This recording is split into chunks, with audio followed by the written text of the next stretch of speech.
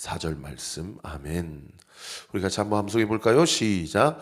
너희의 믿음의 역사와 사랑의 수고와 우리 주 예수 그리스도에 대한 소망의 인내를 우리 하나님 앞에서 끊임없이 기억함이니 하나님의 사랑하심을 받은 형제들아 너희를 택하심을 아노라. 데살로니가전서 1장 3절에서 4절 말씀. 아멘. 자, 나오미가 이제 베들레헴으로 돌아가기로 결정을 합니다. 그리고 오르바와 룻에게 너희 친정으로 돌아가라, 너희 민족으로 돌아가라 라고 이야기를 해요. 오르바는 돌아가기로 결정을 했지만 룻은 돌아가지 않기로 결정을 해요.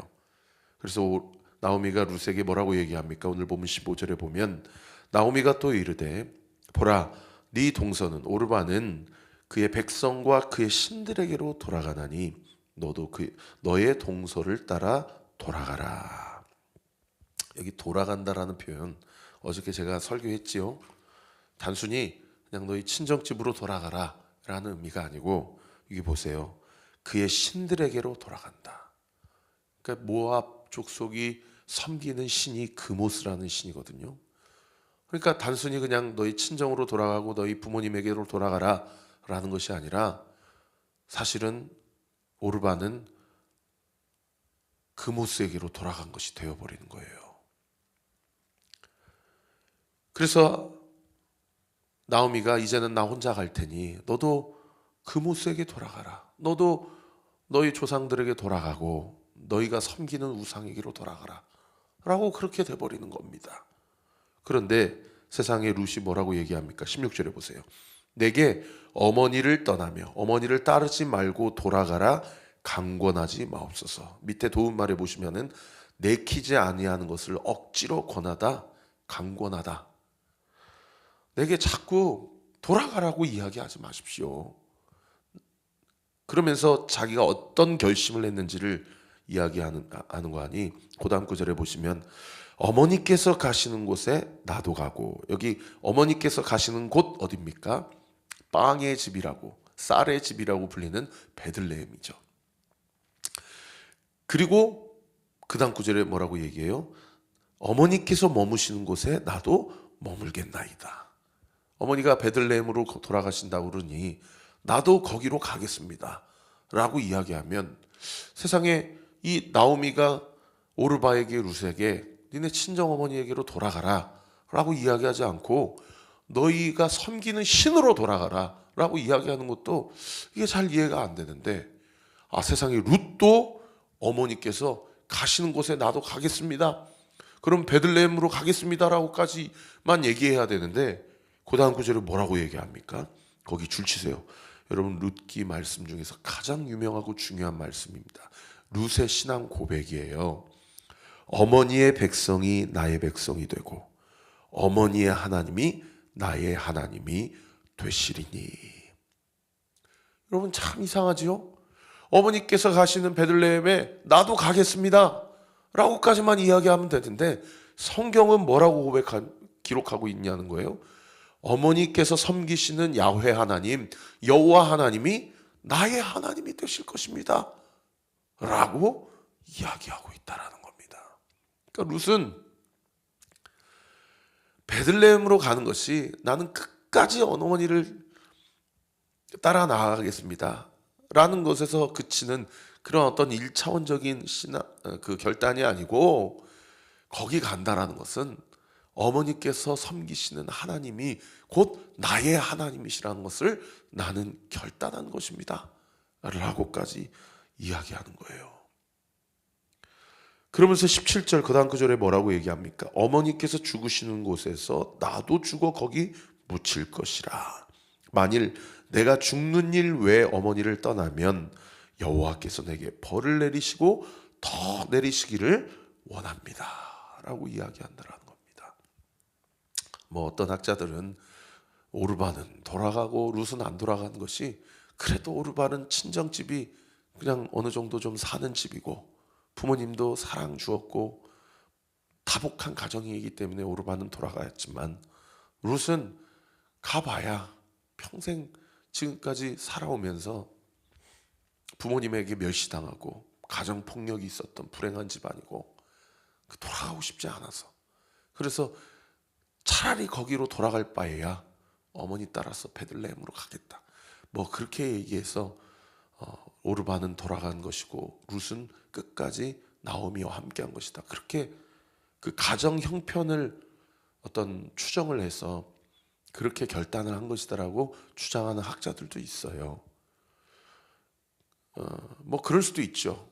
왜냐하면 룻이 고백한 어머니의 하나님이 나의 하나님이 되시리라 라는 이 고백은 저는 룻의 어떤 성품이나 기질로는 고백할 수 없는 고백이라고 생각을 합니다.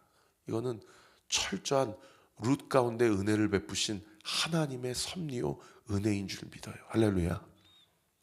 그런 관점에서 보면 룻이 자기의 친정집으로 돌아가고 싶지 않았던 것은 어쩌면 은혜일 수 있을런지도 모르겠어요.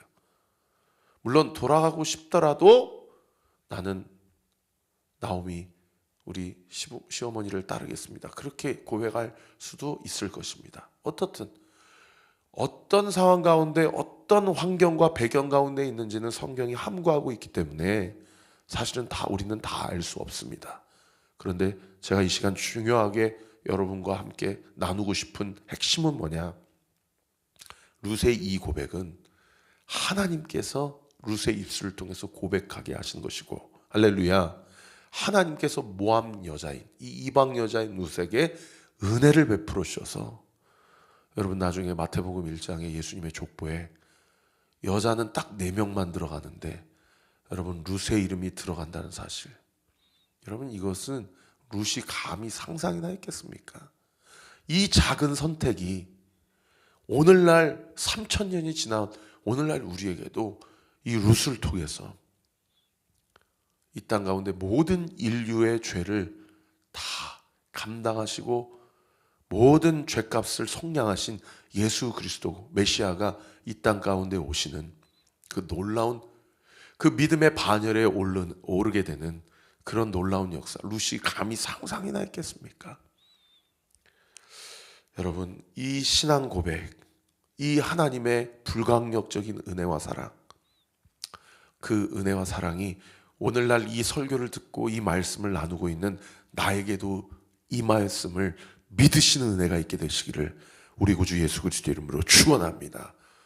여러분, 룻의 하나님, 나오미의 하나님이 나의 하나님이요, 그 하나님께서 나를 구속하시고 속량하시고 나를 자녀 삼으셔서 2025년도 살게 하시고 올 한 해도 하나님이 나를 통해서 예수 그리스도가 누구시며 예수님이 우리를 위하여 어떤 일을 행하셨는지, 그리고 지금도 어떤 일을 행하고 계시는지를 밝히 간증하고 증거하는 삶을 살게 하심을 믿으시기를 우리 구주 예수 그리스도 이름으로 축원합니다.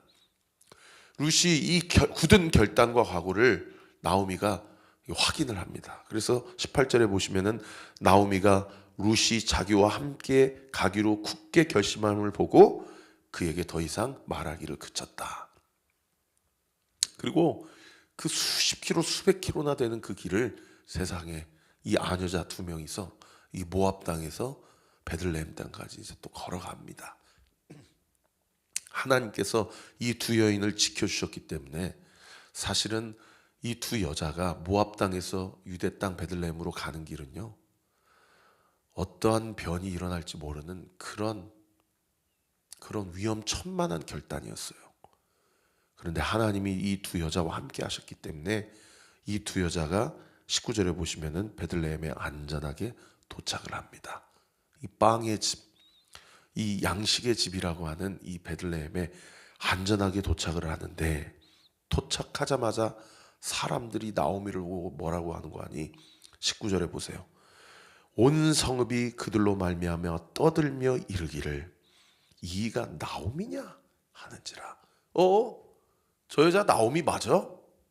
저 여자 나오미 같은데 하면서 온 베들레헴 성읍 안에 있는 그 지역 주민들이 나오미를 보고 수근수근 거리기 시작하는 거예요.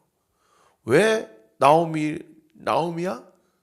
왜? 나오미 맞아? 왜 이런 이야기를 했을까요?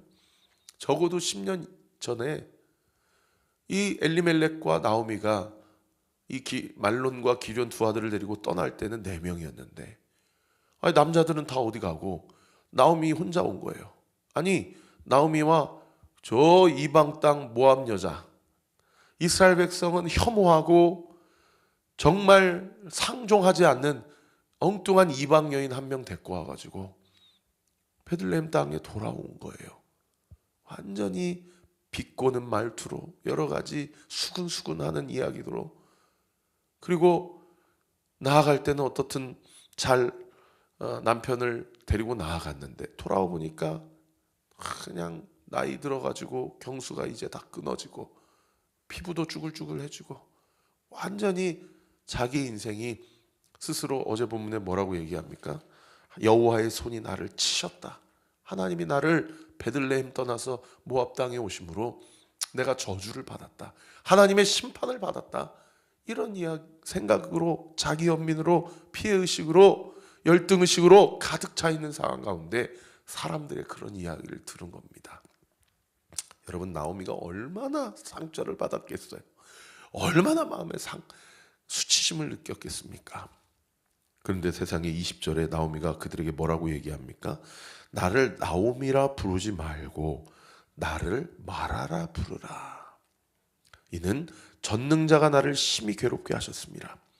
내가 풍족하게 나갔더니 여호와께서 내게 피어 돌아오게 하셨느니라. 처음에는 남자 셋 데리고 나갔는데 돌아올 땐 남자가 없는 거예요. 그러니까 풍족하게 나갔다가 비어 돌아오게 되었다라고 그렇게 고백한 겁니다. 여자에게는 3000년대 고대 사회에서는 이 남자는 자기 인생의 전부거든요. 그래서 3명의 남자를 데리고 사는 가정이어서 자기 인생을 풍족하다. 나옴이라는 이름의 뜻이 뭐예요? 아름답다, 사랑스럽다, 또 음식물에 비유해서 해석할 때는 입에 맞고 달다, 이런 뜻이거든요. 사람들이 봤을 때, 야, 저 여자는 참 복 받았어. 야, 저 여자는 참 하나님이 복 주셨어. 이렇게 생각하는 인생이었는데 모압 땅 갔다가 10년이 지난 세월이 다시 베들레헴으로 와서 보니 세 남자가 다 죽고 엉뚱한 젊은 이방 여자 한 명 데리고 올라오니 나는 이제 완전히 빈털터리 인생이다. 나를 나오미, 사랑스럽고 아름답고 입에 달다, 그렇게 말하지 말고 뭐라고 말하라고 얘기한다 그래요? 나를 마라라고 불어라. 밑에 도움말에 보시면 쓰다라는 뜻은 무슨 얘기입니까? 내가 하나님의 저주를 받았다. 나는 하나님의 심판을 받았다. 그래서 21절 하반절에 뭐라고 얘기합니까? 여호와께서 나를 징벌하셨고 전능자가 나를 괴롭게 하셨거늘 너희가 어찌 나를 나옴이라고 부르느냐? 사람들이 이야기하는 그 수근수근 거리고 자신의 생각과 자기들의 기준에 그 나오미를 말로써 상처를 주고 마음에 비수를 꼽는 그런 이야기들을 다 들으면서도 그 수치를 다 받아내는 겁니다. 맞다. 하나님이 나를 치셨다. 나는 이 수치를 받아 마땅한 죄인 중에 괴수다 라고 하면서 나를 나옴이라 부르지 말고 마라라고 불어라 라고 그렇게 이야기하는 거예요. 여러분, 이 나오미의 태도를 보면서 우리가 두 가지를 알 수가 있죠. 우리가 도덕 시간에 성선설, 성학설 또는 성무선학설 이런 거 배우지만 성경이 우리 인간에 대해서 뭐라고 규정합니까? 죄인은 없대, 하나도 없다. 모든 사람이 죄를 범하였으며 우리는 다 죄인이라는 거예요. 그런 의미에서는 성학설이 맞지요.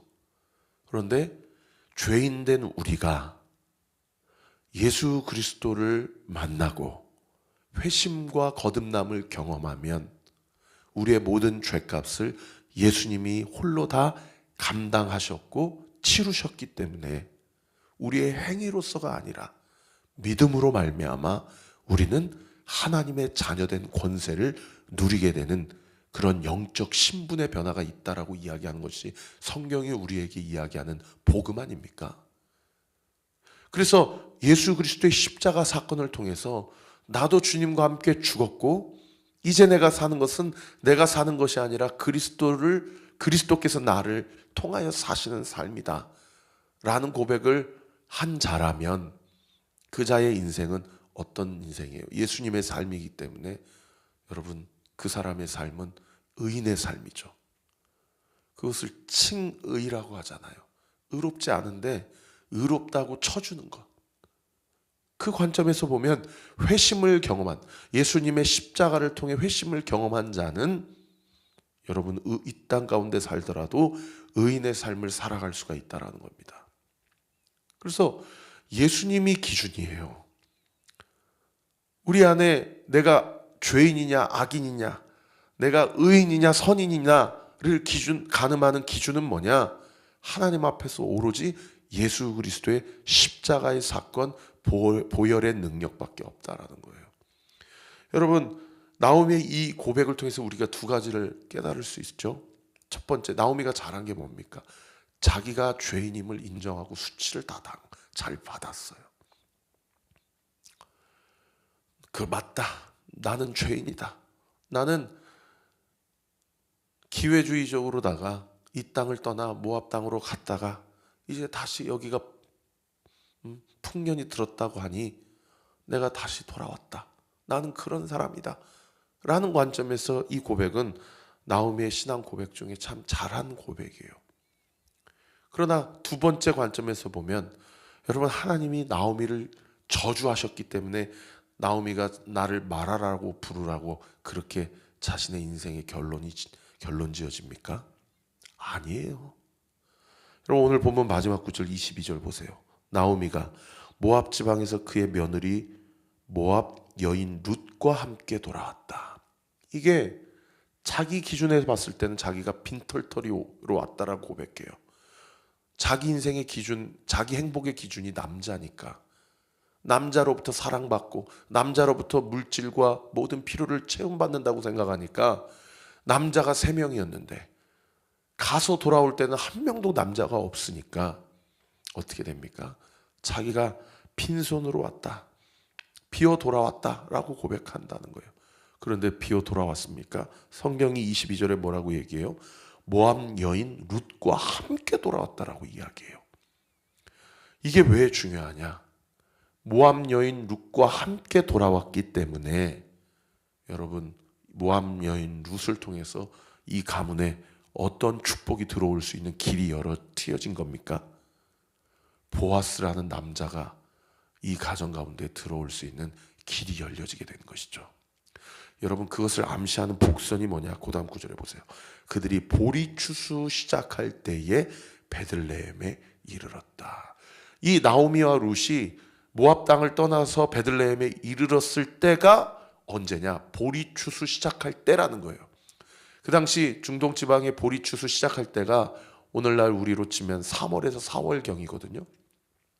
이 3, 4월경에는 보리 추수를 시작해서 보리 추수가 맞춰지면 또 무슨 추수가 시작되냐? 밀 추수가 시작돼요. 보리, 밀, 하나님께서 주신 양식의 추수가 시작될 때가 여러분 1년 연중 행사 중에서 이스라엘 백성에게 가장 행복하고 가장 복된 시간 아닙니까? 하나님이 말씀을 먹여주시고 하나님이 양식을 부어주시고 하나님이 먹고 사는 문제를 해결해 주시는 때가 언제냐? 이 3, 4월경이라는 거예요. 이 추수감사절. 얼마나 하나님 앞에 감사하고 하나님 앞에 기쁜 시간인지 모르는 거죠. 여러분, 나오미와 룻이 베들레헴에 왔을 때가 공교롭게도 어떤 때냐? 밀추수, 보리추수가 시작된 때 나오미와 룻이 베들레헴에 도착했다는 것은 무엇에 관련된 복선이냐? 보아스가 이 가정 가운데 들어올 것을 암시하는 복선과 같은 것입니다. 나오미와 룻이 모압 땅을 떠나서 베들레헴에 도착했을 때가 요때가 추수 때니까 지금 출발하면 도착하면 그때쯤 되겠지. 그러면 굶진 않겠지. 그렇게 생각하고 출발했겠습니까? 여러분, 말씀의 결론을 맺겠습니다. 인생은요, 우연으로 해석될 수 있는 우리의 현실 속에서 하나님의 필연을 발견하는 것이 믿는 자의 인생이라고 우리가 정의해 볼 수 있을 것 같아요. 우연으로 점철되어 있는 우리의 삶 가운데서 하나님의 필연, 다시 표현드리면 하나님의 섭리를 발견하는 것이, 여러분, 그것이 영성이요, 그것이 영적 실력이라는 사실을 믿으시기를 우리 구주 예수 그리스도 이름으로 축원합니다. 그 옆에 묵상하기 한번 써보세요. 나는 지금까지 살아오면서 내가 우연이라고 생각했던 많은 일들 중에서 돌아보니 우연이 아니었고 이것은 하나님의 섭리요, 하나님의 필연이었구나 라는 것이 무엇이 있는가. 여러분, 그것을 발견하는 것이 영적 분별력이 것이고요, 그것을 고백하고 인정하는 것이 그것이야말로 영성이에요. 그것을 고백하고 하나님께 감사하며 앞으로도 어떤 우연의 어떤 점철된 인생 속에서 어떤 하나님의 섭리와 손길을 우리가 느끼고 발견하고 살아갈지 기대하는 자의 삶, 그런 사람이야말로 앞으로 어떤 일이 어떻게 닥칠지 모르는 우리의 미래와 앞날 가운데 하나님의 놀라우신 그 은혜와 손길을 온전히 경험하며 하나님의 일하심을 간증하며 증거하는 그런 삶을 살아가게 될 줄로 믿습니다. 우리 온리교회 성도들이 2025년 올 한 해도 어떤 일이 어떻게 우리 앞에 놓여져 있는지 우리는 한치 앞도 알 수 없지만 그 믿음 가지고 오늘 이 하루도, 이번 한 달도, 올 한 해도 주와 동행하며 하나님의 필연 앞에, 섭리 앞에 감사하며 찬양하며 기뻐하는 저와 우리 모든 온리교회 성도들 되시기를 우리 구주 예수 그리스도 이름으로 축원합니다. 기도하겠습니다. 아버지 하나님, 감사합니다. 룻은 자기가 보아스를 만나게 될 것을 알고나 나오미에게 어머니의 백성이 나의 백성이 되고 어머니의 하나님이 나의 하나님이 될 것이다라고 고백했겠습니까? 어머니가 죽으시는 곳에 나도 죽겠습니까? 죽겠습니다 라고 고백했겠습니까? 룻이 이렇게 고백할 수 있었던 것은 철저한 하나님의 보이지 않는 섭리요 은혜임을 고백합니다. 룻의 인생을 그렇게 인도하신 하나님, 오늘 이 아침에 이 말씀과 설교를 듣는 우리 온리교회 성도들의 나의 하나님, 동일한 하나님인 줄 믿습니다.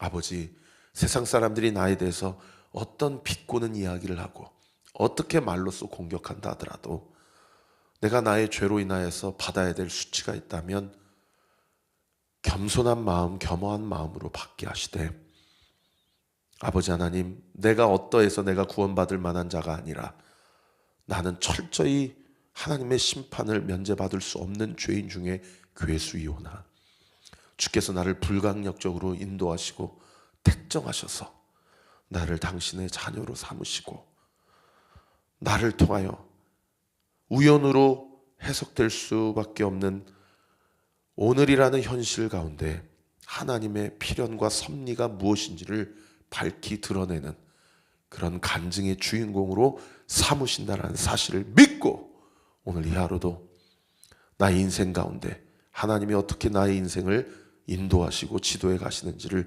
기대함과 또 감사하는 마음으로 주와 동행하며 승리하는 하루 되어지는 우리 사랑하는 온리교회 모든 성도들 되게 하여 주시옵소서.